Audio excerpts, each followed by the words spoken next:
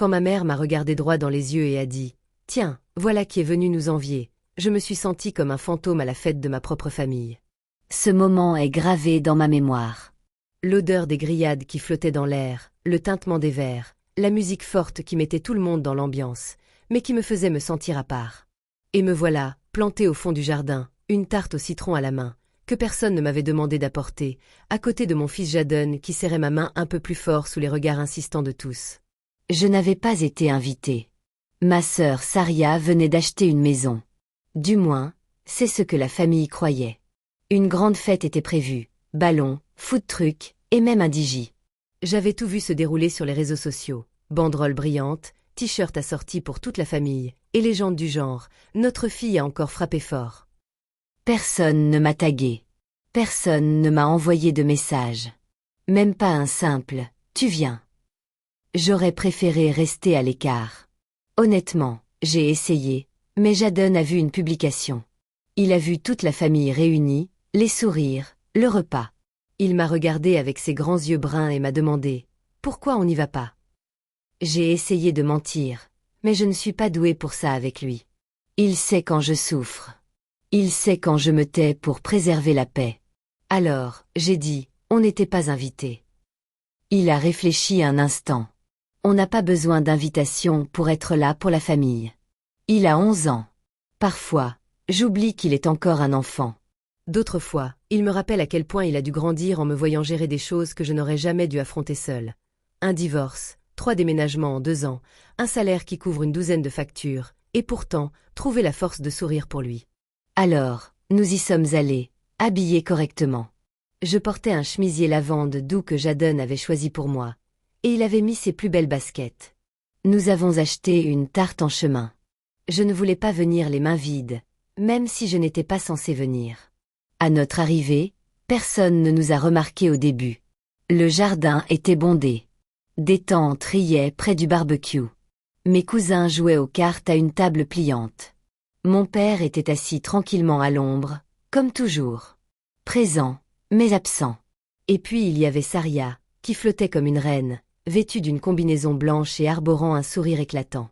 Je suis restée près de la clôture. Je me sentais plus en sécurité. Jadon se tenait à mes côtés comme un petit ange gardien, vérifiant mon visage toutes les quelques secondes pour s'assurer que j'allais bien.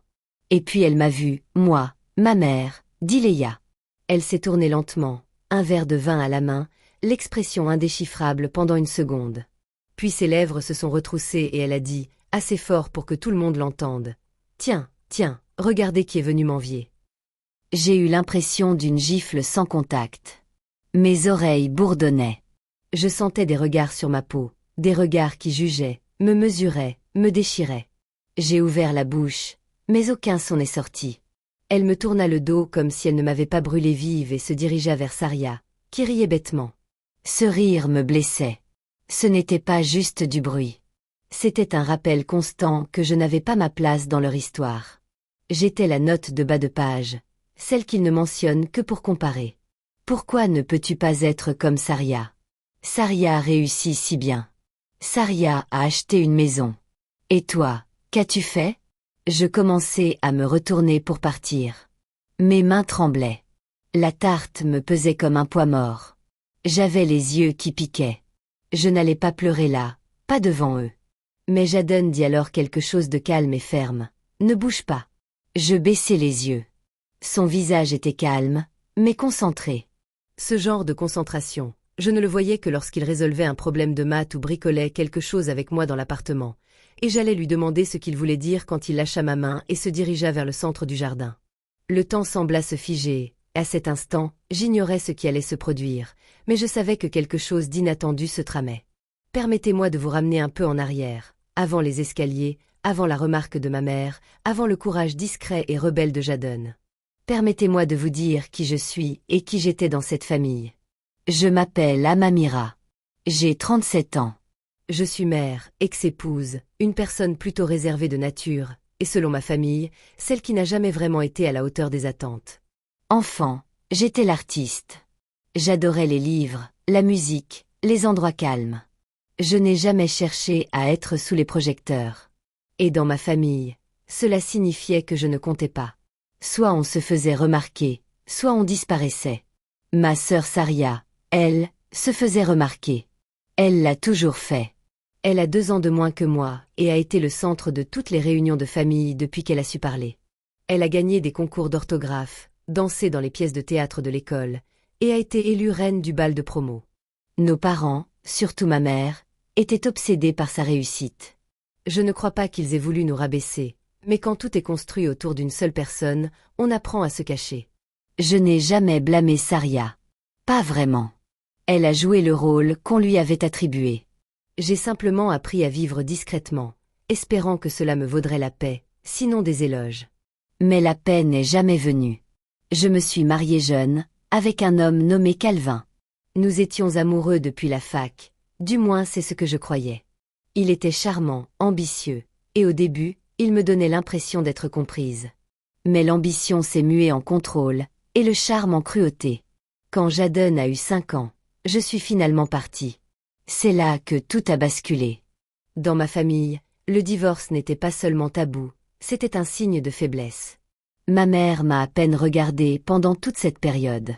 Saria m'a dit, « Tu as peut-être abandonné trop tôt. » J'ai renoncé à 5 années de larmes en silence avant de faire ce dernier carton. Personne ne m'a aidé à déménager.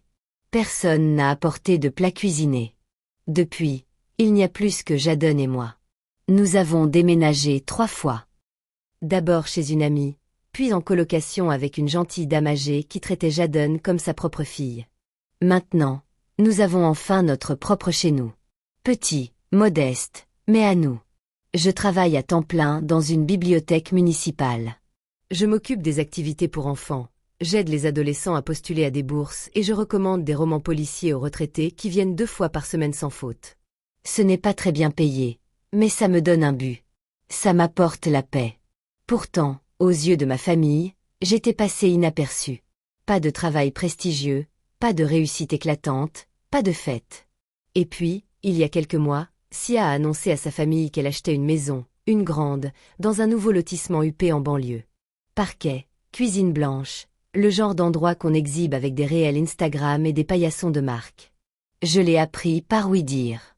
Tante Mira m'a envoyé un texto vague, du genre « Tu dois être si fière de ta sœur ». J'ai esquissé un sourire poli derrière mon écran, mais ensuite, quelque chose d'étrange s'est produit. Une semaine avant la fête, Saria m'a appelé, la première fois depuis des mois. Elle m'a demandé, l'air de rien, si j'allais bien. Je lui ai dit que oui. Elle semblait un peu pressée, un peu nerveuse. Puis elle a dit, si tu veux venir à la fête, enfin, sans obligation, mais tu peux amener Jadon. Elle ne m'avait pas envoyé d'invitation, pas officiellement, contrairement à ce qu'elle faisait avec tout le monde. Cet appel ressemblait moins à un geste qu'à une obligation, comme si elle savait que je finirais par l'apprendre et qu'elle ne voulait pas passer pour une idiote. Je n'étais pas fâchée. J'avais cessé d'attendre de sa part de la chaleur humaine depuis des années, mais Jadon a entendu la conversation, et le jour J, il a insisté pour qu'on y aille. Alors je me suis habillée. J'ai attaché mes cheveux avec une barrette, disant que ça me donnait un air chic. Il m'a aidé à choisir une tarte dans une boulangerie près de la bibliothèque. Une tarte au citron meringué, sa préférée. Nous avons pris le bus, puis marché 4 rues. Au moment où nous avons tourné au coin de la rue et aperçu la maison de Saria, soi-disant, je vais vous avouer quelque chose. J'ai eu un pincement au cœur. Non pas par envie, mais pour quelque chose de plus complexe. Cette douleur lancinante qu'on ressent quand on réalise qu'on a donné à sa famille toutes les chances de nous connaître, de nous aimer, et qu'ils ont choisi de ne pas le faire. Jadon leva les yeux vers moi. Ce n'est qu'une maison, maman. Tu as un cœur. C'est mieux. Et c'est ainsi que nous sommes entrés dans ce jardin. Moi, invisible. Lui, me tenant la main comme une bouée de sauvetage. Nous n'attendions rien. Nous étions juste là, avec amour. Et pourtant, même cela, c'était trop pour eux. Dès que nous avons franchi le portillon latéral, je l'ai senti. Le changement d'atmosphère. Pas la météo, mais ce changement palpable quand les gens comprennent que vous êtes là où vous n'auriez pas dû être. J'ai serré un peu plus fort la main de Jadon. Le jardin était plein de vie. Des gens riaient, dansaient, buvaient. Le son de l'afrobeat résonnait à travers 2 enceintes près de la terrasse. Mon cousin Caleb s'occupait du barbecue. Tante Mira était déjà un peu éméchée, agitant un gobelet en plastique comme un drapeau. Des enfants couraient et venaient près du château gonflable dans le coin. Et puis il y avait Céréa, plantée au premier plan, posant parfaitement pour un selfie avec une amie, une flûte de rosée à la main. Son maquillage impeccable, ses ongles longs, vernis d'un rouge éclatant qui ne passait pas inaperçu. Je ne voulais pas interrompre ce moment. Je suis restée près de la clôture du fond, silencieuse, immobile. J'aurais pu me fondre dans le décor. Jadon s'est penché vers moi et m'a chuchoté. Ils ne nous ont même pas vus. Ils vont nous voir, ai-je murmuré, hésitante. Nous sommes restés là 2 minutes environ avant que quelqu'un ne nous remarque. Oncle Lionel. Il m'a aperçu, a haussé un sourcil et s'est approché avec ce demi-sourire qu'il arborait toujours quand il voulait semer la zizanie. Il m'a dévisagé, non pas impoliment, mais avec cette curiosité sournoise qui le caractérisait. Tiens, a-t-il dit. Un miroir en chair et en os. Quelle surprise. J'esquissai un sourire crispé. Ravi de vous voir aussi, oncle. Je ne savais pas que vous veniez. Moi non plus, répondis-je en brandissant la tarte comme une offrande de paix. Il rit et s'éloigna, déjà ennuyé. J'expirai lentement. Jadon observait tout, absorbant chaque détail de son regard observateur. Il ne dit rien, mais je savais qu'il enregistrait chaque instant, tout comme moi. Puis elle arriva. Ma mère, dit Léa, vêtue d'un chemisier lilas et d'un collier que je n'avais pas revu depuis l'adolescence. Elle sirotait du vin dans un verre à pied et discutait avec une amie de l'église. Mais dès que son regard se posa sur moi, son sourire s'effaça. Elle s'approcha lentement, d'un pas décidé, comme si elle hésitait sur l'ampleur de la scène qu'elle allait créer. Puis elle s'arrêta à quelques pas, me fixa droit dans les yeux et lança assez fort pour que tout le côté gauche du jardin l'entende. « Tiens, voilà qui est venu m'envier. » Le temps s'arrêta. J'aurais aimé être à sa place. J'exagérais, mais ces mots ont tout transpercé. La musique, les bavardages, le réconfort que j'essayais d'apporter. Jadon a tressailli. Mes doigts se sont crispés sur le moule à tarte. Les gens se sont retournés. Tante Mira a fait un lent double take. Caleb a jeté un coup d'œil par-dessus le grill. Saria a surpris l'instant en plein rire et s'est arrêtée en plein toast. Personne n'a dit un mot, juste un silence. Un silence lourd, pesant. J'ai ouvert la bouche pour répondre, mais aucun son n'est sorti. Que pouvais-je dire? Que je n'étais pas envieuse. Que je n'étais pas envieuse. Que j'étais venue en paix. Que je voulais juste que mon fils se sente membre d'une famille qui avait tant essayé de faire comme si nous n'existions pas. J'ai baissé les yeux vers Jadon. Il a levé les yeux vers moi comme s'il n'en croyait pas ses oreilles. Non pas parce que c'était nouveau, mais parce que cette fois, c'était arrivé en public. Sans masque, sans faux-semblant, juste un manque de respect pur et simple. Ma mère s'est retournée sans attendre de réponse et a rejoint la foule, riant avec Saria comme si de rien n'était. Elles ont trinqué. Elles ont posé pour une autre photo, et je suis restée là, immobile. À quelques pas de l'arche de ballon où l'on pouvait lire « Bienvenue à la maison, Saria ». Comme un intrus, Jadon murmura « On peut y aller ». J'acquiesçai. Je n'allais pas pleurer là. Je ne voulais pas leur donner cette satisfaction. Je me retournai lentement et commençai à marcher vers le portail, la tête baissée, la tarte intacte dans les mains. Nous étions à mi-chemin de la sortie quand j'entendis la voix de Jadon. « Attends !» Je m'arrêtai. Il lâcha ma main. Puis, sans un mot de plus, il s'éloigna, dépassant le barbecue, la table de la terrasse, la foule, et s'avança au milieu du jardin. Je me figeai. Mon cœur se mit à battre la chamade. Ma voix se noua dans ma gorge. Que faisait-il? Que allait-il dire? Quoi qu'il en soit, je le savais. Il ne parlait pas seulement pour lui-même. Il était sur le point de dire ce que je n'avais jamais eu le courage de dire. Je restais figée, tenant toujours cette stupide tarte, regardant mon fils s'éloigner de moi et se diriger vers ceux-là même qui venaient de nous humilier. Ses petites épaules. Le dos bien droit, sa démarche assurée. Aucune hésitation. Au début, personne ne le remarqua. Jadon ne hausse pas la voix. Il ne tape pas du pied, ne crie pas, mais il y a quelque chose dans sa façon de bouger, cette assurance tranquille qui attire l'attention. Et un à un, les gens s'arrêtèrent. Ma mère se retourna la première, la confusion se lisant sur son visage, puis Essa inclina légèrement la tête, son verre de champagne à mi-chemin de ses lèvres. Oncle Lionel, bien sûr, se pencha en avant comme s'il attendait un spectacle. Jadon atteignit le centre de la cour, juste à côté de la banderole « Home Sweet Home », et s'éclaircit la gorge. La musique jouait encore en fond sonore, un remix pop qui sortait paresseusement des haut-parleurs, mais sa voix la perça. « Excusez-moi. » C'est tout ce qu'il fallut. Un silence se fit dans la foule. Je restai près du portail, paralysé, la bouche sèche, les doigts crispés sur les bords du moule à tarte en aluminium. J'avais la poitrine en feu. Je voulais courir vers lui, le retenir, le protéger de ce qui allait suivre. Mais j'étais paralysée. J'avais l'impression que le monde entier s'était figé, comme suspendu dans le temps. Jadon jeta un coup d'œil au visage qu'il observait, puis dit d'une voix calme et claire. « En fait, cette maison. Ma mère l'a achetée. » Le sol se déroba sous nos pieds. Un silence stupéfait s'installa. On aurait presque pu entendre les esprits tenter de comprendre, les regards oscillant entre Jadon et Serea, puis vers moi. Mon cœur rata un battement. Il n'aurait pas dû dire ça. Cela n'aurait jamais dû être révélé. Je n'en avais jamais parlé à personne dans la famille, pas même à mon père. Non pas par honte, mais pour ne pas faire honte à Serea.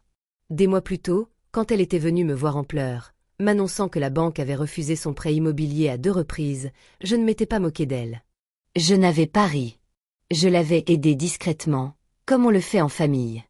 Je venais de recevoir un petit héritage de ma grand-mère. Ce n'était pas grand-chose, mais je l'avais mis de côté pour les jours difficiles. Quand Saria a dit qu'elle ne voulait pas perdre la maison qu'elle avait choisie, j'ai proposé de l'acheter à mon nom et de la laisser me rembourser en plusieurs fois. Elle a pleuré, m'a serré dans ses bras, m'a dit qu'elle dirait à tout le monde que nous avions fait ça ensemble, mais j'aurais dû m'en douter. Une fois la vente conclue et les clés en main, elle n'a plus jamais parlé de moi jusqu'à maintenant. Jusqu'à ce que Jadon parle de moi. Saria cligna rapidement des yeux. Ma mère plissa les yeux, essayant de déterminer si Jadon mentait ou si le mensonge avait toujours été le leur. Jadon n'avait pas fini. Elle n'avait rien dit avant parce qu'elle ne voulait gêner personne. Elle dit, on est censé s'entraider et ne pas rabaisser les autres. Sa voix ne tremblait pas. Il avait le menton haut. Il ressemblait tellement à son père à ce moment-là, mais en plus fort, plus honnête, plus gentil. Je ne savais pas quoi faire. La foule s'était de nouveau tournée vers moi. Les gens chuchotaient, la mâchoire de tante Mira pratiquement décrochée. Oncle Lionel siffla doucement et dit « Eh bien, j'ai avancé lentement, les jambes tremblantes. Je ne savais pas si je me dirigeais vers une confrontation ou si j'essayais simplement de rejoindre mon fils avant que quiconque puisse parler. » Saria a finalement trouvé sa voix. « Amira, dit-elle sèchement, le visage rouge.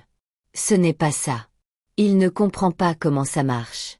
Tu n'as pas acheté la maison. Elle est à mon nom, dis-je doucement. » Saria tressaillit. Je la voyais calculer son prochain coup.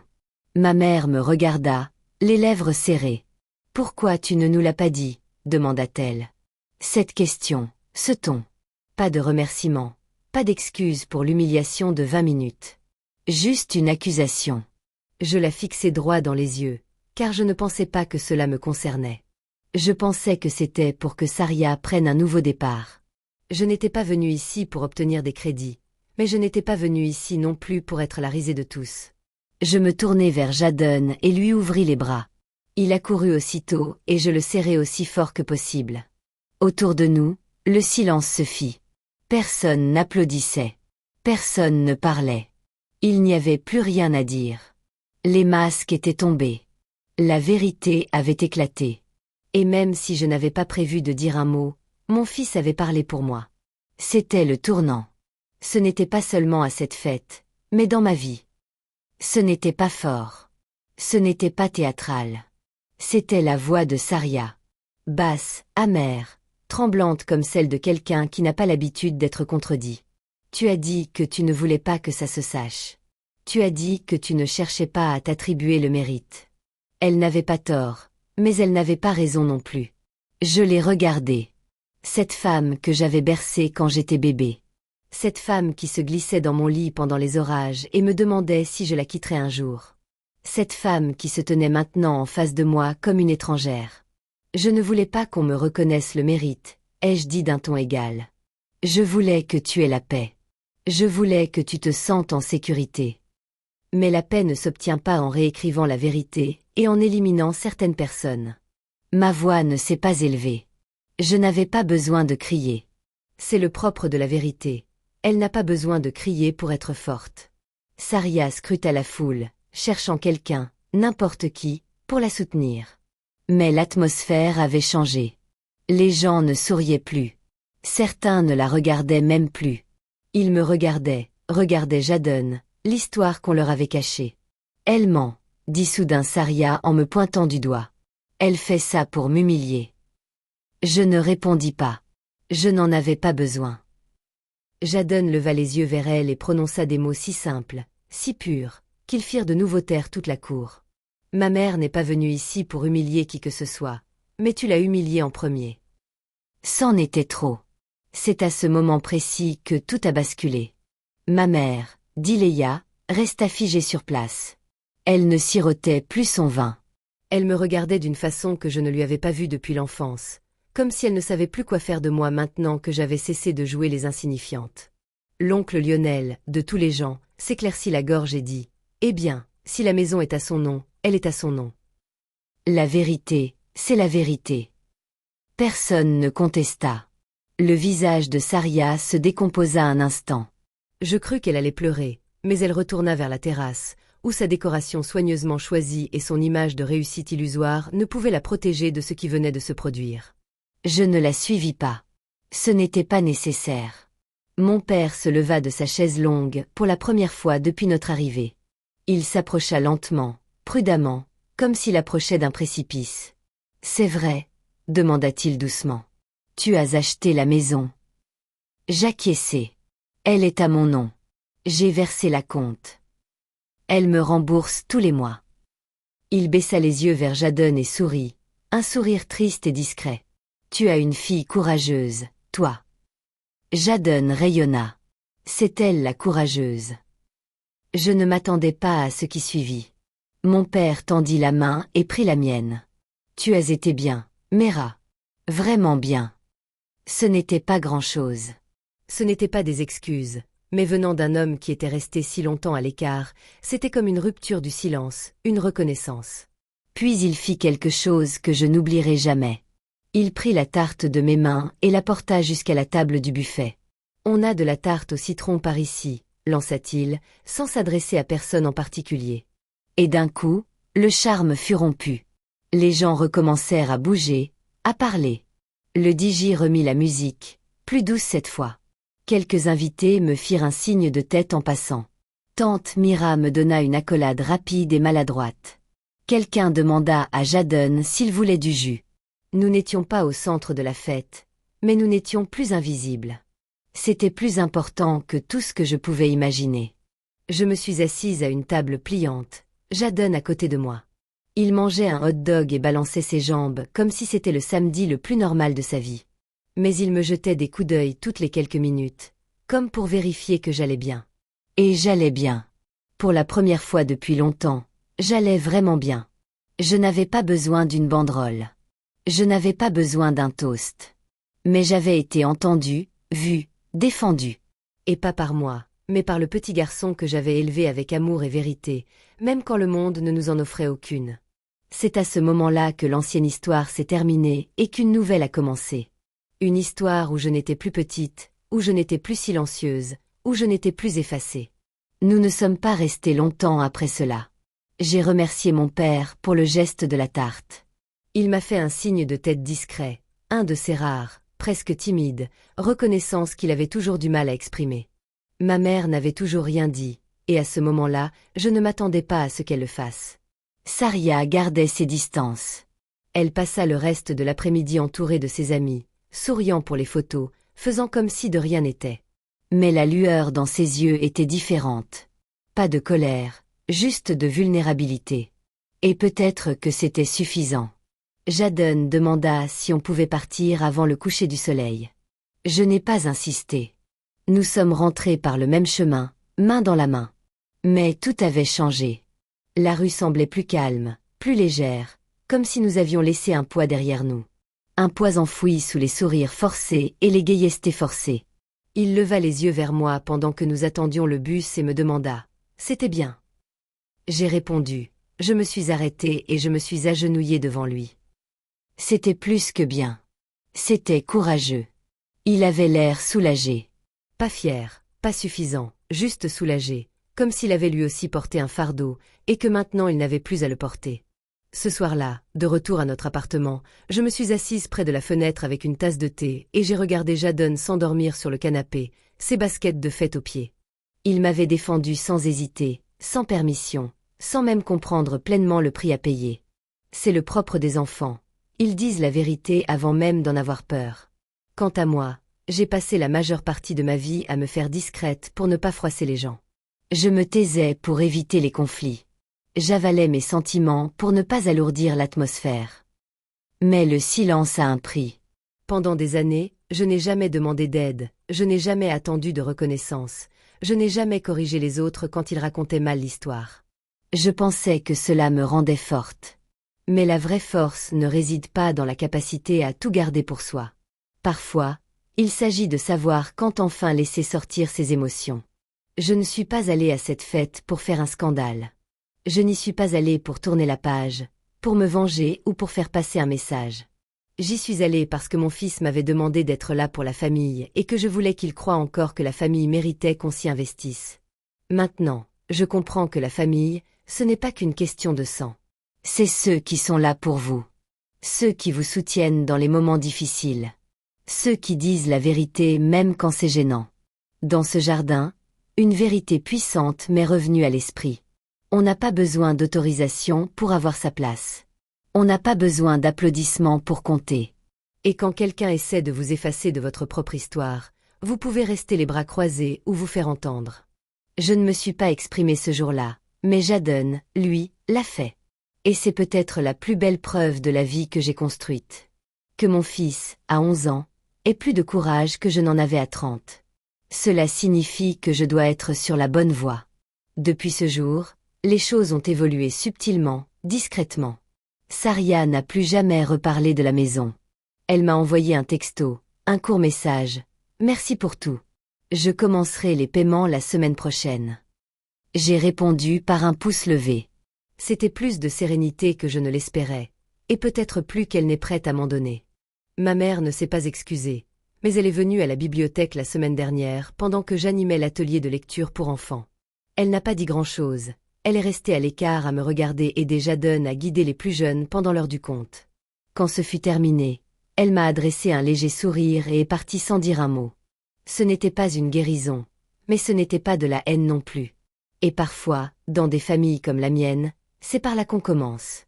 Pas avec des feux d'artifice, mais avec de l'espace, avec la vérité, avec de petits changements de cap. Je n'attends plus d'excuses. Je ne retiens plus mon souffle pour être reconnu. Je sais qui je suis. Je sais ce que j'ai fait. Je connais le poids d'un silence trop long et la liberté qui vient quand on s'arrête enfin. Et surtout, je sais que je ne suis pas seule. Parce que mon fils, mon petit garçon courageux, brillant et loyal, était à mes côtés dans le silence et a utilisé sa voix pour que le monde l'entende. C'est un amour qu'aucune célébration ne peut feindre. C'est une victoire qu'aucune bannière ne pourra jamais capturer. Mais elle est mienne et elle est réelle. Certaines histoires ne se terminent pas par des applaudissements. Parfois, elles se terminent par une vérité tranquille. Celle qui, enfin, vous libère. Si cette histoire vous a touché, si vous vous êtes déjà senti invisible, si vous vous sentez ignoré ou rejeté au sein même de votre famille, vous n'êtes pas seul. J'espère que mon parcours vous aura apporté de la force, du courage, ou tout simplement un sentiment de compréhension. N'hésitez pas à me le dire en commentaire. Avez-vous déjà dû vous défendre ou défendre un être cher quand personne d'autre ne le faisait? J'aimerais beaucoup entendre votre histoire. Si ce témoignage vous a touché, merci de liker la vidéo pour qu'elle soit vue par un plus large public. Partagez-la avec quelqu'un qui en a besoin et abonnez-vous à la chaîne pour ne manquer aucune autre histoire vraie comme celle-ci. Merci de votre attention. À bientôt, gardez courage et bienveillance, et ne laissez jamais personne écrire votre histoire à votre place.